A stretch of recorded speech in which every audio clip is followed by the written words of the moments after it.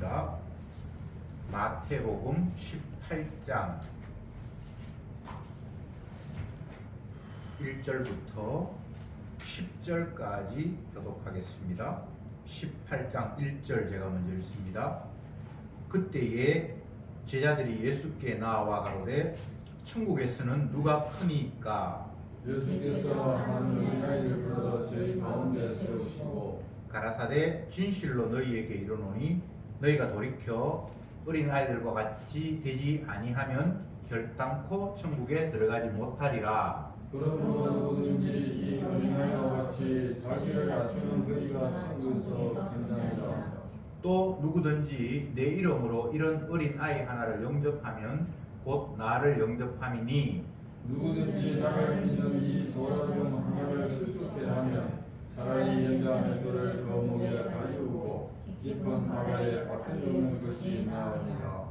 실족케 하는 일들이 있음을 인하여 세상에 화가 있도다. 실족케 하는 일이 없을 수는 없으나 실족케 하는 그 사람에게는 화가 있도다. 만일 너 손이나 너 발이 너를 영접게 하거든 찢어내어버리라.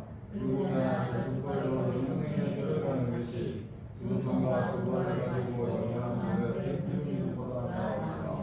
만일 네 눈이 너를 범죄케 하거든 빼어내버리라. 한 눈으로 영생에 들어가는 것이 두 눈을 가지고 지옥불에 던져오는 것보다 나으니라. 상과 이 소자 중에 하나도 숨기지 말라. 너희에게 말하노니 너희 천사들이 하늘에서 하늘에 계신 내 아버지의 얼굴을 항상 들었느니라. 아멘.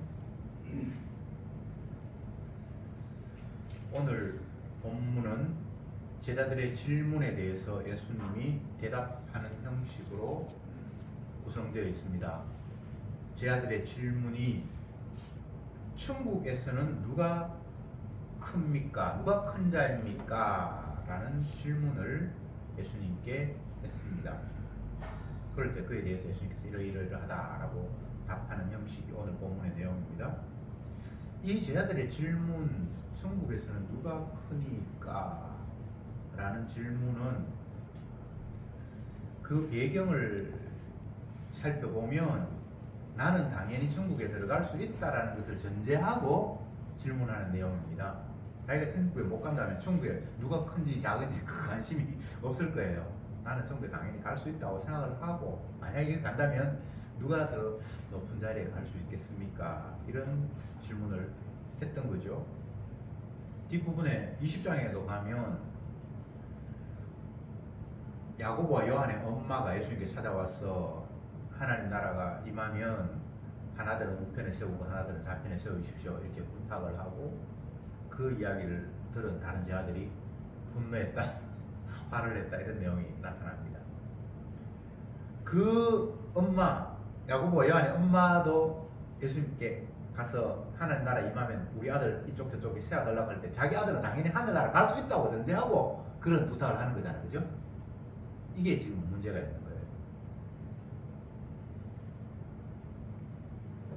당연히 나는 천국에 간다고 생각을 하고 제자들이 천국에 가면 누가 더 높은 자리를 차지합니까? 자기들끼리 지금 물밑 경쟁을 하고 있어요.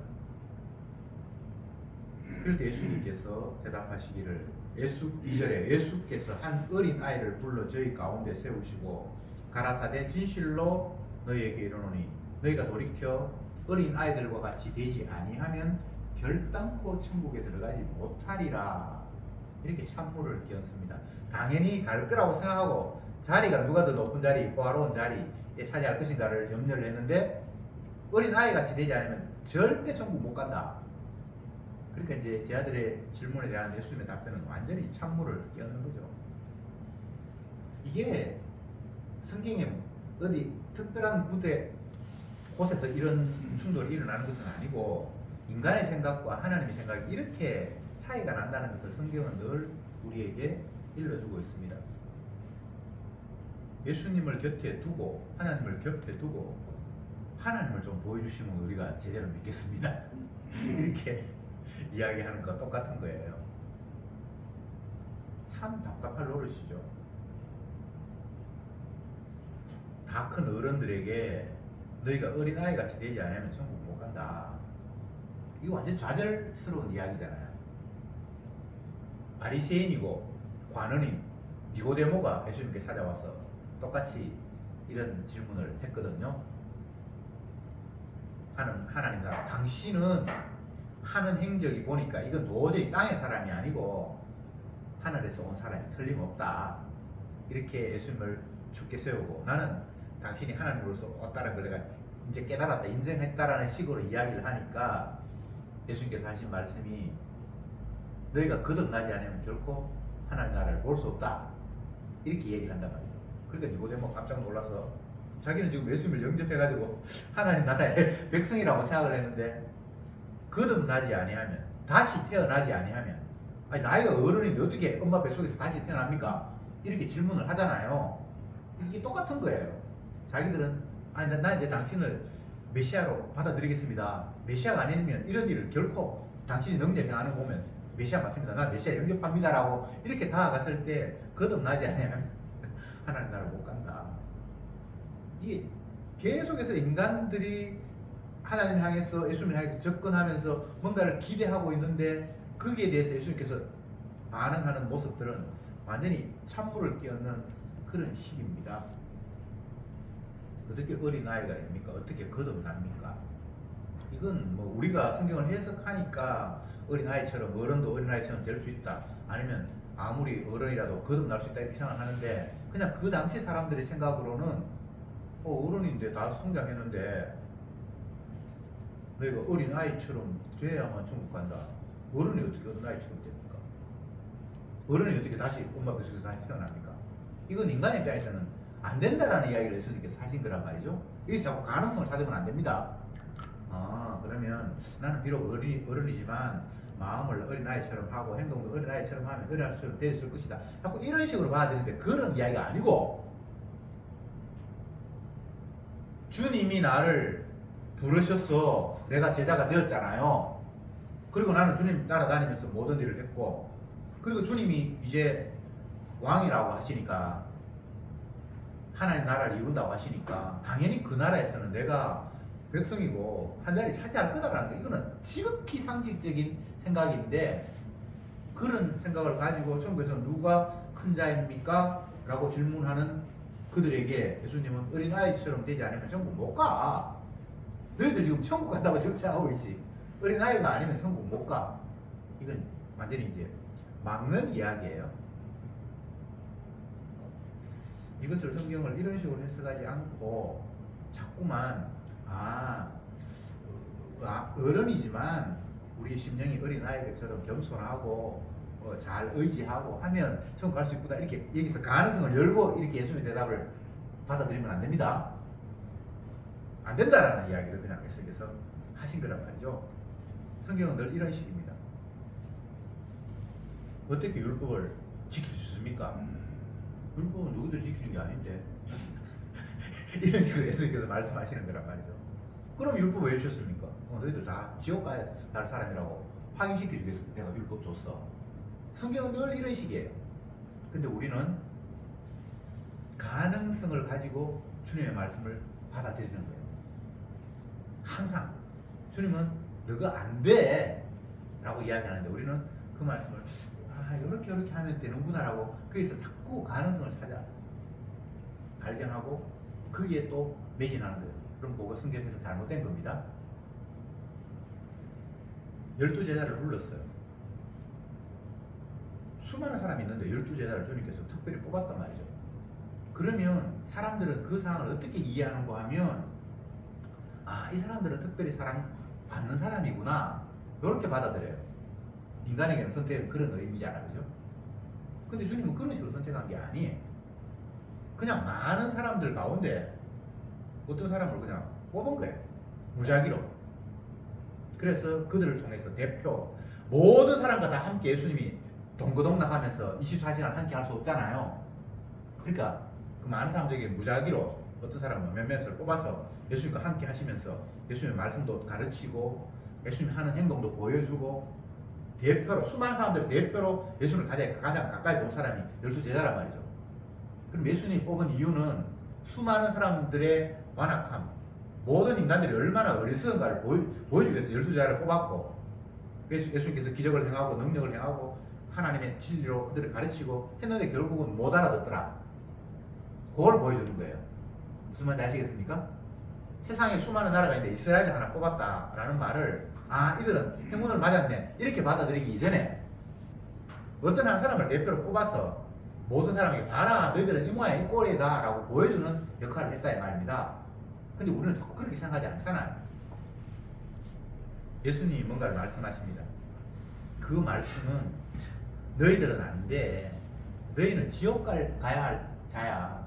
천국은 하나님 나라는 하나님께나 해당되는 거지 너희들은 안 돼 라는 식의 이야기를 주님은 하시는 건데 사람은 자꾸 요렇게 하면 갈 수 있구나 라고 하나님 말씀을 지 마음대로 해석해서 가능성으로 열려있음으로 받아들입니다. 십자가는 폐쇄성입니다. 가능성이 아니에요. 십자가가 뭐죠? 인간이 하나님을 죽였다라는 거잖아요. 거기는 인간에게 더 이상 가능성이 없어요. 하나님을 자기를 만드신 창조주 하나님을 피조물 된 입장에서 죽여버렸는데 거기에서 뭔가 가능성이 있을 것이라고 천국 가고 뭐 복 받을 것이라고 생각하는 그 자체가 뭔가 지금 오해하고 있는 거예요. 십자가는 완전히 인간에게 불가능성, 폐쇄성. 너희들은 이런 자야. 이거는 더 이상 뭐 어떻게 뭐 괜찮겠지 어떻게 조금만 다르게 하면 바뀌겠지 그런 이야기를 하는 게 아니에요. 그런데 인간은 십자가를 가지고 가능성을 시작을 해요. 자, 제가 18장 1절을 이야기하면서 제 아들의 그 질문 자체가 잘못됐다고 얘기했습니다. 왜? 천국 갈 수 있다고 생각하고 천국에서 누가 큰 자입니까? 이렇게 생각하니까. 근데 인간은 천국 못 가요. 천국은 하나님의 나라예요. 하나님이 계시는 곳이에요. 죄인이 어떻게 하나님 계신 곳에 갈 수 있다고 이렇게 발상을 하고 있냐 이 말이죠. 그래서 예수님은 너희가 어린 아이같이 되지 않으면 결코 천국 못 간다. 완전히 남을 확 쳐버렸어요. 어른인데 어린아이같이 되지 않으면 천국 못 간다는 말은 그냥 천국 너희들하고 천국하고 해당사항이 없어 이 말입니다. 이렇게 받아들여야 돼요. 그러면서 4절에 그러므로 누구든지 이 어린아이와 같이 자기를 낮추는 거이가 천국에서 크니라. 그러니까 또 여기에서 그럼 우리가 마음을 낮추면 천국에서 큰 자가 될 수 있구나 어린아이처럼 되어서 천국 갈 수 있구나 또 이렇게 생각해. 그 이야기 아니고 인간은 안 되는 거예요. 어린아이같이 자기를 낮추는 분은 예수님밖에 없습니다. 예수님 자기 이야기하고 있는 거예요. 자, 여기서 우리가 한번 시작해 봅시다. 인간의 관심사. 인간의 관심은 자신에게 있습니다. 천국에서 누가 크니까 천국 가면 누가 큰 자리를 차지합니까? 라는 이런 말은 자기 자신에게 이제 관심이 있어서 하는 이야기잖아요. 나는 제자니까 천국 갈 수 있고 천국 가면 내가 더 좋은 자리 차지할까 아니면 안 좋은 자리 차지할까.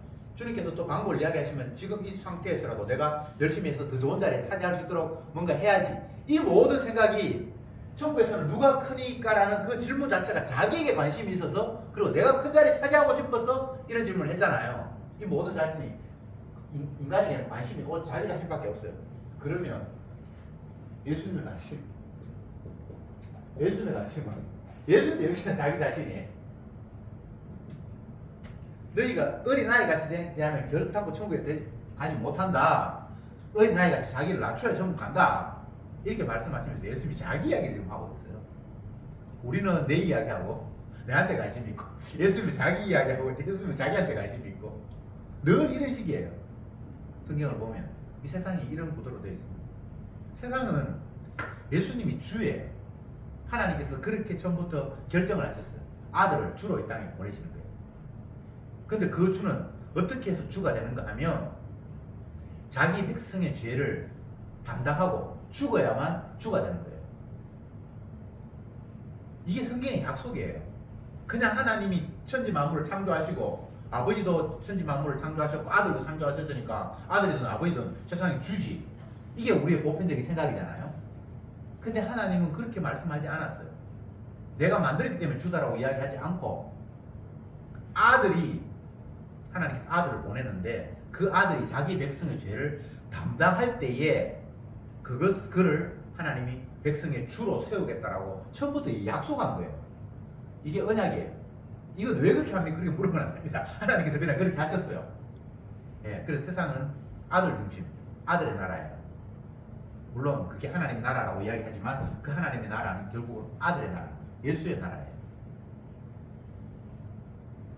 사도행전에서 이런 이야기를 했습니다. 너희가 십자가에 못 박아 죽인 예수를 하나님이 주와 그리스도가 되게 하셨다고 이렇게 얘기해요.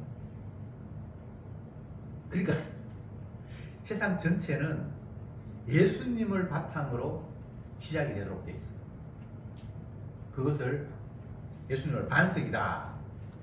이게 이제 토대고 바탕이라는 말이거든요. 반석이. 근데 그 반석을 고린도전서에서는 예수를 그리스도를 반석이라고 얘기했거든요. 성경이 돼 있어. 제가 지어낸 이야기가 아니고. 그리고 그 반석 위에 교회를 세우겠다고 이야기했잖아요. 예수님 위에. 그 예수님은 어떤 예수님? 우리가 십자가에 못 박아 죽인 예수님. 하나님이 자기 아들의 백성의 죄를 담당하기 위해서 내주신 그 예수님. 그러니까 자, 여러분 잘 생각해 보세요. 온 세상은 예수님이 주입니다. 예수가 주예요. 주인. 그러면 예수님 처음부터 주가 되냐? 그게 아니에요. 자기 백성의 죄를 위해서 죽어야만 주가 되는 거예요. 너희가 십자가 못 박아 죽인 예수를 하나님이 주와 그리스도가 되게 하셨다 했으니까 예수님은 자기 백성의 죄를 위해서 죽어야만 주가 되는데, 근데 이 세상은 온통 반석은 기초라는 이야기입니다. 반석 위에 교회를 세운다. 예수님의 죽음 위에 모든 게 지금 건설이 되는 거예요. 하나님의 나라가 건설이 되는 거예요. 근데 이 반석은 예수님이고, 그냥 예수님이 아니라 십자가 지신 예수님이 반석이고, 그 위에 모든 것이 교회가 세워지니까 모든 것의 출발은 예수님의 죽으심이라는 것을 근거로 시작이 돼야 돼요.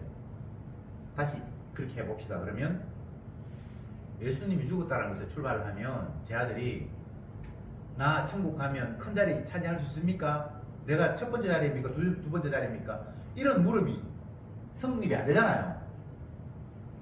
예수님이 죽으면서 시작하면, 예수님을 내가 죽였다는 것을 시작을 하면 내가 천국 가서 뭐 자리에 앉아있다는 게 이게 안 되잖아요. 그 나는 죄인입니다라고 이렇게 돼야 돼. 이 자체가 다 엉터리인 거예요. 하나님은 십자가에서 모든 걸 출발해요. 반석에서. 아들이 죽었다라는 것에서, 내가 죽었다라는 것에서 모든 걸 출발해요. 근데 인간은 자기 존재에서 출발하는 거예요. 내가 여기 있으니까, 만약 천국이 있다면, 좋은 곳이 있다면 내가 그곳에 가야지. 엄청난 차이죠. 마귀가 우리에게 유혹하는 내용도 마찬가지예요. 너 지금 존재하고 있잖아. 거기서 출발해야지. 네가 있으니까 네가 잘 돼야 되고, 네가 있으니까 네가 천국 가야 되고. 항상 마귀는, 그리고 우리 자신은 내가 있다라는 것에서부터 모든 것을 출발합니다. 그래서 어떨 때는 골치 아프고 복잡하면 나를 아예 없애버려요. 그럼 모든 게 끝나는 줄 알고. 그게 인간의 어리석음이에요.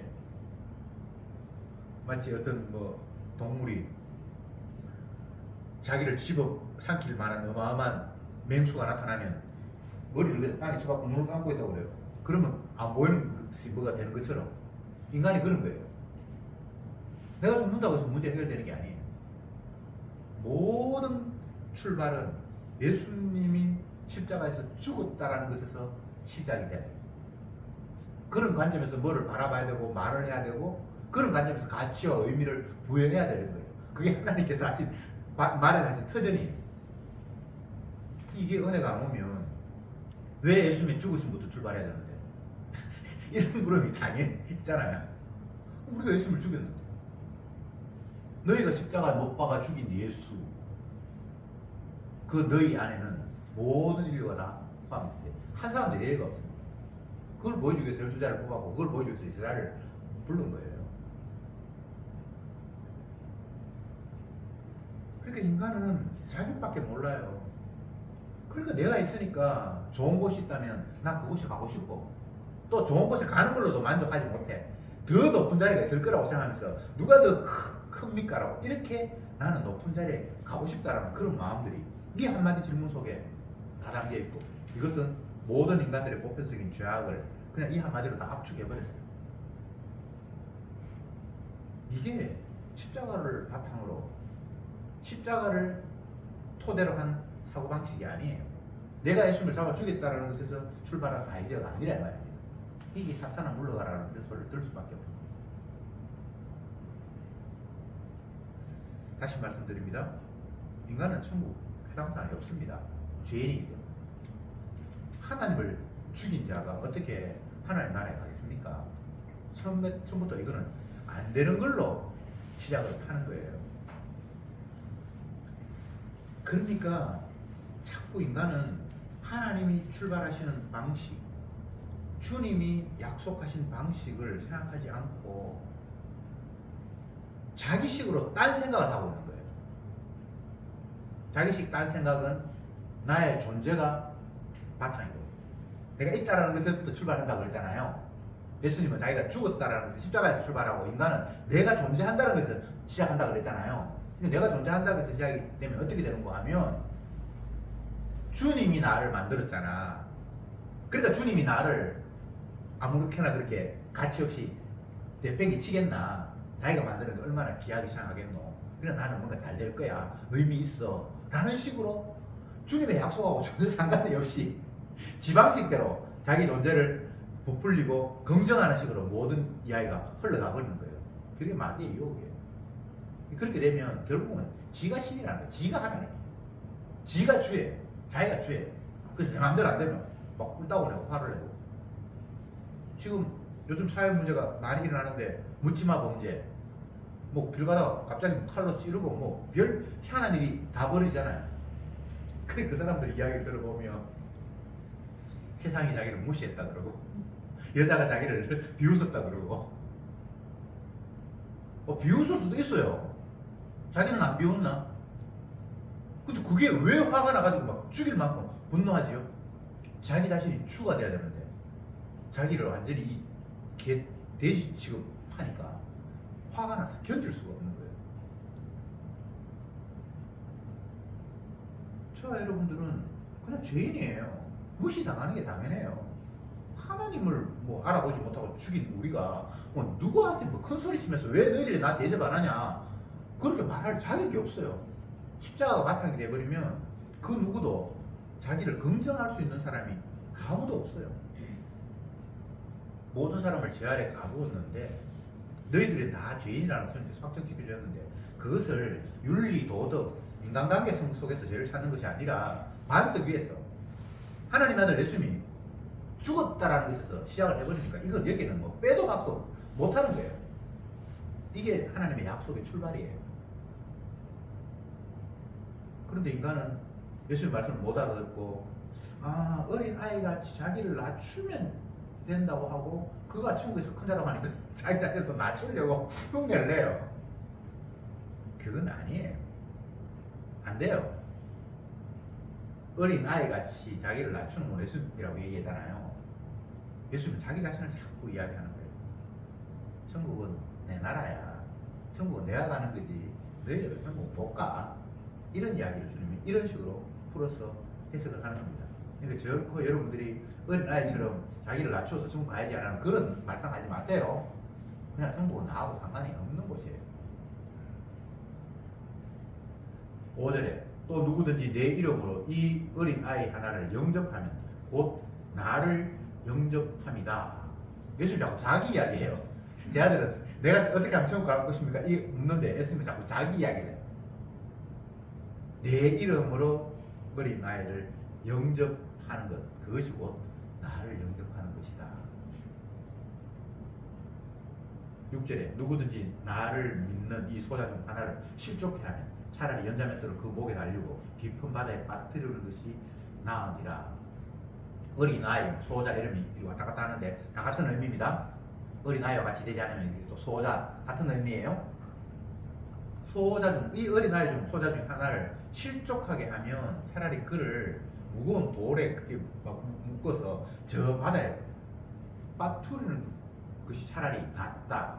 실족해 하면 안 된다. 이런 이야기인데 이 어린아이를 실족해 한다는 건 결국은 예수님을 죽이는 거예요. 내가 생각할 때 별로 뭐 가치가 없으니까 그냥 내 삶에 도움이 안 되고 걸림돌이 되니까 제거해버린 것이 예수님 십자가 사건이잖아요. 사람들이 왜 합세해서 예수님을 죽였습니까? 로마의 통치하에 이스라엘 백성들은 식민지 생활을 했습니다. 자기 스스로는 사람을 죽일 수 있는 권한이 없어서 로마의 그 법의 허락을 받고 예수님을 죽였습니다. 근데 로마의 총대장 재판관도 보니까 이거 저 사람 죽여야 될 일도 없는데 좀 미친개처럼 자기가 하나님의 하늘에서 왔다 그러고 하나님 아들이라 그러고 뭐 하나님 나라에 내가 주인이라 그러고 이건 뭐 그냥 인간적인 생각을 보면 그건 또라이예요. 그래서 뭐 죽일 일까지는 없고 그렇게 생각을 했는데 여론이 뭐 죽이십시오 십자가 못 박아 주십시오 하니까 그래 뭐 원하는 대로 해라 나 책임 없대 하면서 물다가 손 씻고 뭐 그래 뭐 너희들 그렇게 원한다면 죽여라. 근데 유대인들 입장에서 그것과 좀 다르잖아요. 자기들은 하나님을 믿는 사람이고 하나님의 아들이 이 땅에 와서 자기들이 더 이상 식민지 생활 안 하고 행복한 하나님의 백성이 되겠다는 이런 꿈을 가지고 있는데 어떤 사람이 와서 뭐 기적도 좀 행하고 똑똑한 말은 좀 하기는 하는데 영 하는 일이 싸가지가 없어. 종교 지도자를 향해서 독사의 새끼들이라고 그러고 하는 행동마다 이 악한 놈이라고 그러고 뭐 괜찮게 하는 것 같은데 그것마저도 다 죄라 그러고 하니까 이게 기분 나빠서 도저히 견딜 수 없단 말이죠. 그리고 자기가 금방 하나님 아들이라고 하나님 아들이란 말 자기가 하나님이란 말입니다. 인간 아니라는 이야기예요. 아무리 봐도 요셉의 가정에서 마리아에게서 태어났고 그 어릴 때부터 잘하는 걸 다 봤는데 자기가 자꾸 하늘에서 왔대. 그리고 이 인간의 입장에서는 이게 하나님을 모독하는 죄이기 때문에 죽이는 게 당연하잖아요. 그 사람들 이상하게 생각하면 안 됩니다. 인간의 관점에서는 그 이상의 판단이 나올 수가 없도록 돼 있어요. 죄인이기 때문에. 그래서 예수님을 불편하고 골치 아픈 인물이니까 죽였잖아요. 근데 여기에서 소자 중에 하나를 실족해 하는 자는 예수님을 죽인 자라는 이 말입니다. 차라리 연자맷돌을 목에 걸리고 바다에 빠뜨리는 게 낫다. 그러니까 너희들이 이런 짓을 했다라는 거예요. 쉽게 이야기하면. 네. 뭐가 낫다, 모자란다가 아니라 너희들이 소자의 가치를 몰라봤다라는 겁니다. 여기서 다른 해석을 한다면 차라리 그를 실족하게 하는 것보다 목숨 끊는 게 더 낫다 이런 식으로 뭐 해석할 수 있는데 그런 의미로 해석하기보다는 어쨌든 너희들은 소자를 못 알아봤다. 어린아이를 못 알아봤다. 어린아이를 그냥 어린아이 취급했다는 거죠. 어른의 입장에서 어린아이는 그냥 어린아이잖아요. 철없이 그에게 뭔가 의미를 부여하거나 귀중하게 생각하거나 그렇게 하지 않잖아요. 그게 너희들의 안목이었고 그것 때문에 예수님을 죽이는 일까지 일어나는 거예요. 7절에 실족해 하는 일들이 있음을 인하여 세상이 화가 있도다. 예수님이 죽기도 전에 벌써 자기 죽음을 전제를 하고 너희들이 나를 못 알아봐 죽였고 그렇게 됐기 때문에 세상에 화가 있다. 이 세상이 이제는 심판받을 거라는 겁니다. 과학자들은 계속해서 뭔가를 연구하고 또 새로운 걸 개발함으로 말미암아 현재보다는 더 나은 세상이 펼쳐질 것이라는 기대와 희망을 계속해서 우리에게 심어주고 있어요. 뭐 또 하나 개발하고 최근에 뭐 치매를 어떤 요소를 인자를 발견해가지고 그걸 어떻게 하면 치매를 예방한다 그러고 암세포를 어떻게 한다 그러고 자꾸만 그렇게 우리는 점점 더 나아질 수 있다고 생각을 하는 거예요. 그게 십자가를 바탕으로 한 사고방식이 아니에요. 나의 존재를 바탕으로 한 사고방식이에요. 세상은 이미 예수님을 십자가에 못 박아 죽인 세상이에요. 그것 때문에 화가 있어요. 주님의 심판이 있어요. 그렇게 그냥 바라보는 거예요. 이 세상 혈기좋은 세상이 아닙니다. 주님을 십자가에 못 박아 죽이기 때문에 주님의 진노로 불태워질 공간입니다. 그것 외에 다른 식으로 세상을 이해하는 것 자체가 십자가 중심의 생각이 아니라 내 존재를 중심으로 생각하는 오류예요. 살기 좋은 세상이 한 번도 있은 적이 없습니다.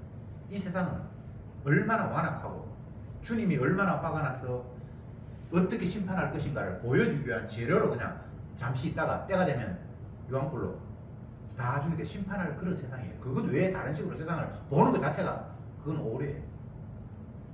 빌딩을 아무리 높이 짓고 뭐 달나라에 가고 달 뒤편면을 바라보고 뭐 어떤 일을 해도 불탈 세상입니다. 주님이 화가 났어요. 왜? 주님을 몰라보고 소자를 몰라보고 죽였으니까. 그래서 우리는 내 존재로부터 출발함이 아니라 주님이 십자가에 지셨지 라는 바탕 위에서 모든 걸 생각하면 그냥 하나님의 말씀이 아멘이 됩니다. 내가 뭐 천국을 가? 어떻게 하나님을 죽인 내가 천국을 간단 말이에요? 이거는 있을 수가 없어요. 8절에 만일 네 손이나 네 발이 너를 범죄케 하거든 찍어내버리라. 불구자나 쩔뚝발이로 영생에 들어가는 것이 두 발과 두 손을 가지고 영원한 불에 던지는 것보다 나으니라. 만일 네 눈이 너를 범죄케 하거든 빼어버리라. 네 눈에서 네 눈으로 영생에 들어가는 것이 두 눈을 가지고 지옥불에 던지는 것보다 나아. 한 눈으로 영생에 들어가는 거, 두 눈으로. 어쨌든 지금 예수님이 하는 이야기는 천국 못 간다라는 이야기를 계속해서 하고 있습니다. 네 눈이 범죄하거든, 네 손이 범죄하거든, 네 발이 범죄하거든 찍어버려라. 그 하나 없어서 천국 들어가는 것이 좋지. 그 몸 유지하다가 지옥 가는 게 뭐가 좋냐?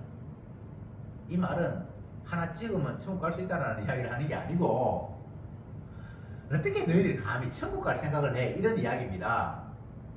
이 말을 오해해가지고 또 눈 하나 뽑아가지고 천국 가려고 한 사람이 있는데 눈 하나 뽑아가겠습니까? 이것도 뽑아야 되고 저것도 뽑아야 되고 나중에는 아무것도 남는 게 없는데 안 된다는 이야기를 하고 있는 거예요. 자꾸 사람들이 천국 간다고 이야기하잖아요. 그럼 이야기했어요. 네 손이 범죄하다 찍어버려라. 그럼 네 아직 멀쩡하네. 너는 눈으로 범죄 안 했구나. 입으로 범죄 안 했구나. 손으로 범죄 안 했구나. 그런 사람이 어디 있어요? 다 손으로 범죄하고 눈으로 범죄하고 마음으로 범죄하고 범죄하죠. 근데 그걸 잘라버려야, 그 범죄가 없어야만 잘라버려야만 천국 갈 수 있다고 그러는데 그 사람은 자르지도 않고 지금 천국 가려고 꽁꽁이를 부리고 있는 거예요. 그러니까 이게 얼마나 성경을 오해하고 있는지. 근데 지는 오해하는 줄도 몰라요. 주님은 계속해서 우리를 밀어냅니다. 너희들은 나와 상관이 있는 자가 아니야. 나를 잡아 죽였잖아. 그러니까 너희에게는 지옥이 합당이라고 주님께서 계속 십자가를 바탕으로 우리에게 화살을 쏘아대고 있습니다. 근데 우리는 그걸 화살인 줄도 모르고 그냥 주님 줬잖아요 하면서 천국 간다고 생각하는 거예요. 10절에 삼가 이 소자 중에 하나라도 업신여기지 말라. 너희에게 말하노니 저희 천사들이 하늘에서 하늘에 계신데 아버지 얼굴을 항상 배웠느니라. 이건 약간 어렵죠. 소자 중에 지극히 작은 자, 소자 중에 하나라도 업신여기지 말라. 왜 그러냐 하면 그 소자를 담당하고 있는 천사가 늘 하나님 앞에 왔다 갔다 하는 사람이다. 하나님 앞에 자기가 보살피고 있는 어린 아이가 만약에 공격을 당하면 하나님 누가 이 소자를 괴롭혔어요라고 이렇게 고발한다는 거예요. 너희들이 하는 일을 그냥 하나님 모를 것처럼 생각하지 말라는 거예요. 너희들에게 별 볼 일 없다고 소자라고 어린 아이라고 개무시했지. 근데 그거 하나님께서 다 알고 있어. 그 이야기예요. 네 행동 하나님 다 볼 것처럼 보살피고 있단 말이야. 그래도 네가 천국을 가? 이런 이야기를 주님이 하고 계시는 겁니다. 이제 좀 정리를 해야 되겠는데 제자들 입장에서는 인간입니다. 인간의 입장에서는 천국이 있다 그러니까 내가 천국 가고 싶고 가서도 이 아이만 더 좋은 자리 차지하고 싶고 이런 아이디어가 얼마나 하나님 앞에 말도 안 되는 죄악인가를 고발하십니다. 우리는 늘 주님 앞에 고발당해야 돼요. 죄인이 돼야 돼요. 왜? 주님이 우리 죄를 담당하시는 분이기 때문에 1차적으로 우리를 죄인으로 만드십니다. 죄인이 돼야지 죄 담당하시는 예수님의 십자가가 의미가 생기는 거다.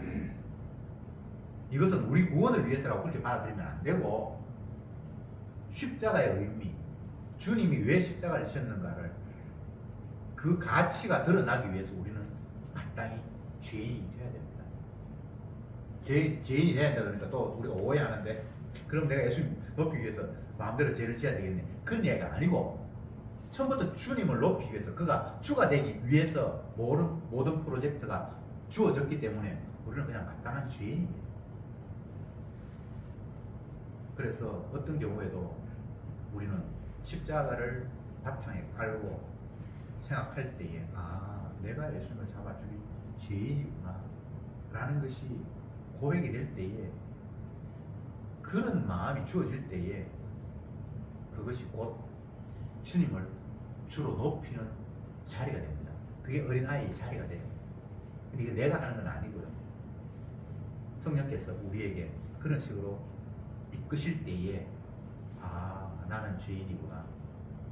그리고 주님은 내 죄 때문에 돌아가셨구나.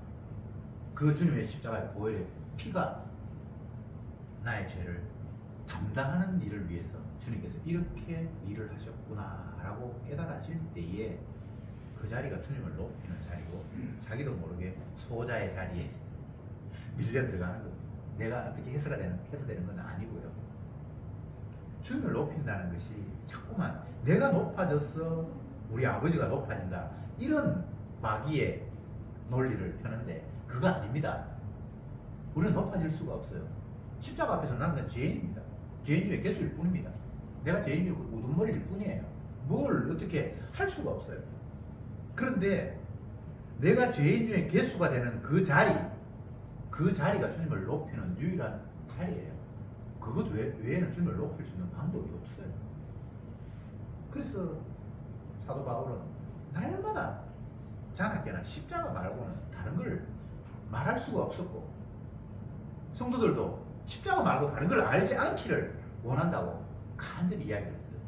왜? 그 자리만 주님을 높일 수 있는 유일한 자리이기 때문에 십자가를 과거로 돌리고 이제 부활하고 새 생명의 삶을 살고 그건 이미 십자가를 모독하는 거예요. 십자가에 출발하지 않는 거예요. 십자가를 벌써 넘어가 버렸어요. 십자가를 넘어가는 건 없습니다. 늘 성도는 십자가 안, 예수 안, 거기에만 생명이 있다고 주님께서 말씀하셨습니다. 그리스도 예수 안에 있어야 정죄함이 없는 세계입니다. 맞죠? 그죠? 그걸 지나가 버리면 그 다시 정죄를 받아야 돼요. 예수 안, 그리스도 안, 정죄함이 없는 세계가 십자가 안이에요. 그래서 늘 성도는 십자가 안에 있는 자입니다. 기도합시다. 주님, 제 아들의 질문이 특별한 질문이 아니라 우리의 마음가짐이었음을 다시 한번 확인합니다. 늘 내 존재가 더 풍성해지기를 원하고 더 안락하기를 원하고 더 행복하기를 원하는 이 끝없는 죄악된 욕심을 주님 불쌍히 여겨 주옵소서.